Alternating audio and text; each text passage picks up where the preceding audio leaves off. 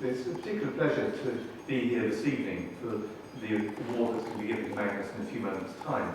Because when Fiona and I first talked about the creation of this award, we said it was something that needed to recognise people who saw life from the beginning, from conception to natural death, and that it's from the womb to the tomb. And that being pro-life wasn't about just being against things, anti-this or anti-that, it was about the affirmative of every human being from the start of their life all the way through. So life begins at conception, it doesn't end at birth. Life is there in all its glory from beginning to end. Every single person is unique and precious, and therefore we have a duty to stand by them in every possible way. The previous recipient of the award, some of you were here for that, was Cheng Wan-Chen, who, as you know, is a barefoot lawyer who spent 4 years in prison in China for having exposed the one-child policy. And my good friend Michael Bates, who spoke so well, and only half an hour ago I think I had misfortune to bump into me, and I said, well, you must come along, you all are next to me. And he did come along, so good for him. But he and I have talked about how could the British aid programme, not on his watch, but in the past, aid and abet things like the one-child policy in China. What's that got to do with anything? This is a policy where we supported, aided and abetted the destruction of life in vast numbers. In the Shandong province alone, where Cheng Wan-Chen lived, 130,000 women were forcibly aborted and sterilised.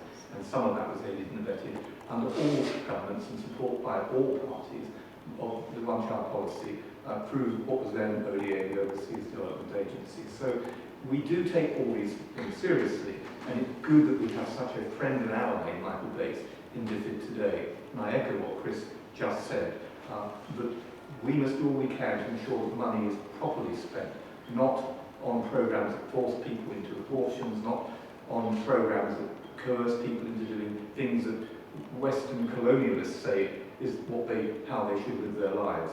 And I think we're very privileged that not only is Fiona the chairman of this all-party group, she also serves on the International Affairs Development Committee, and I know that she takes these questions really seriously. So this award is important, and it underlines that commitment from like the beginning to the end. Now, what about the recipient of our award this evening?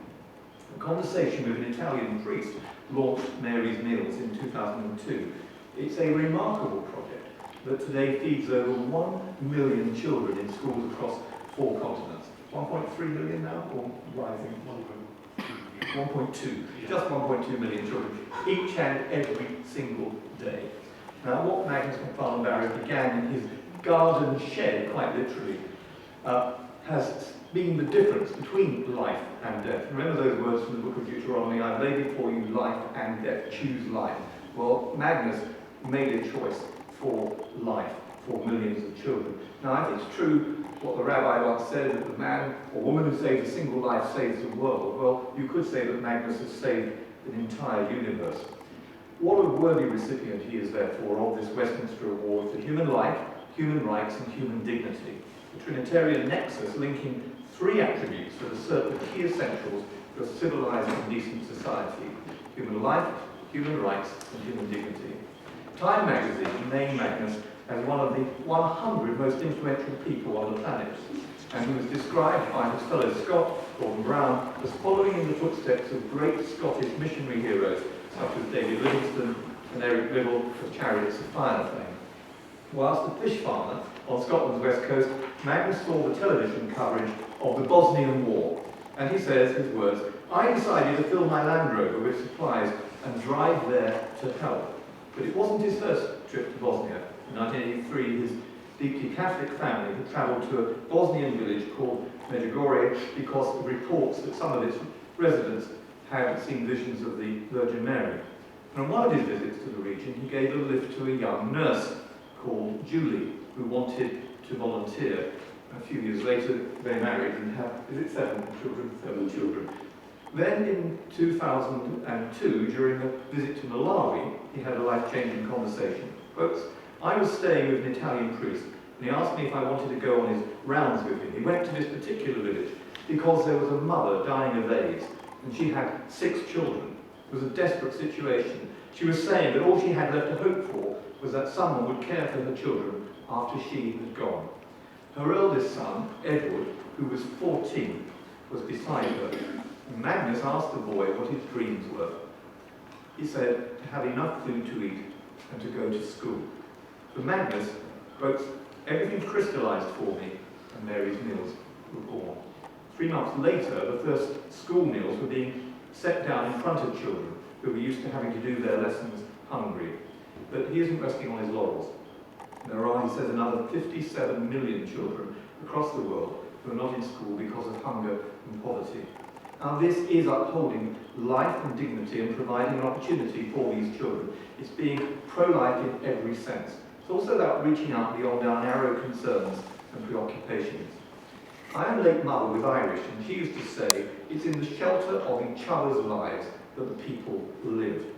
Perhaps in these increasingly xenophobic and fractured times, that's a thought with which we should reflect upon. It was Nelson Mandela who once used the word Ubuntu, meaning brotherhood. A person is a person because other people, said Mandela. And these ideas of mutuality are to be found in Confucius, his golden rule, in the Abrahamic faith, and in the humanist ideas that can trace their origins to Aristotle. Aristotle, in his great work Politics, reminded us that we're not solitary pieces in a game of checkers. It was the great sage Hillel who wrote, if I'm not for myself, who will be for me? But if I'm only for myself, who am I? So we're responsible for one another and to one another. And that's the meaning of mutuality, and it's the opposite of the impulse that encourages us to eschew social solidarity, to look the other way, to walk on the other side, and to believe that we can be islands just entire to ourselves. And also, just because you can't solve the problems of the entire world, it's not a reason we're not trying to solve any of them. So Magnus represents our duty to reach out to others, but it's also about generosity. It was the poor man of Assisi who said, use words, but only when you've run out of deeds. And it's not only the recipient who benefits from our generous deeds. Tocqueville said that an impressive practical wisdom is gained from simply playing our part. Through our engagements and our actions, we put our own lives into perspective. We gain a greater appreciation for what we have. We gain wisdom and understanding and embark on the lifelong journey of transformation. We always need to gently remind ourselves that all the academic or professional or political achievements are very shallow if we are defeated in our own personal selves. The more we use our talents, the more we use our privileges, our freedoms, our liberties and opportunities, bought for us by others, sometimes with their blood and with their lives, the more fulfilled will we be. Generosity, then, is not about charity or throwing a coin at a beggar. Giving some of our treasure, whether it's as an individual or collectively, is not to be disparaged or underestimated. And we mustn't sour our consciences, believing that because we've given our 0.7%, that that's enough. Often our time, our talents, our personal engagement will make a far greater difference to those we assist, but also to ourselves. Let me end with a story of 2 pre-Raphaelite painters, Rossetti and Morris. Rossetti, whenever he saw a beggar, would empty out his pockets, give the money to the beggar, and walk away and think no more about the beggar. Morris, on the other hand, whenever he saw a beggar, would never give a penny. And he said, I'm going to work for a world in which there are no more beggars. So Rossetti was all heart, and Morris was all head. We need to be a combination of both of those things. Our generosity should be based on both heart and head. Magnus's work certainly is, and it's wonderful tonight that we celebrate his achievements and the work of Mary's Meals with the Westminster Award for human life, human rights, and human dignity. Thank you.